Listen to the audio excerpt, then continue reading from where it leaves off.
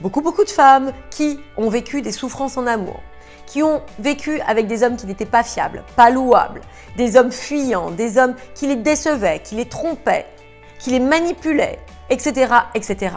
Vous comprenez bien que ces femmes ont été conditionnées de cette manière à penser que les relations amoureuses rimaient avec trahison.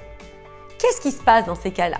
Lorsqu'elles vont rencontrer un homme, eh bien, même si au départ, ses ambitions sont louables vis-à-vis d'elle, même si au départ, eh bien, il a envie justement de se donner à 100% avec elle, tout ce qu'elle pensera, tout ce qu'elle fera va avoir des conséquences sur sa relation.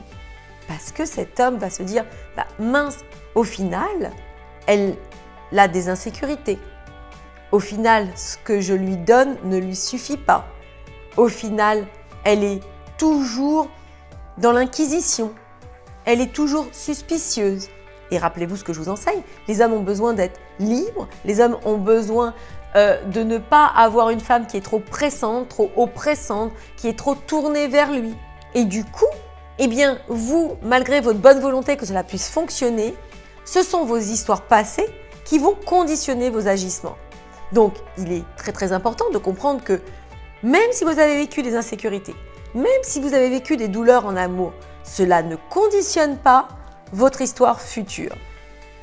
Toujours, vous avez la possibilité de réécrire l'histoire, vous avez la possibilité de rebondir à nouveau, de recréer une nouvelle relation qui sera tout à fait différente des autres relations que vous aurez vécues.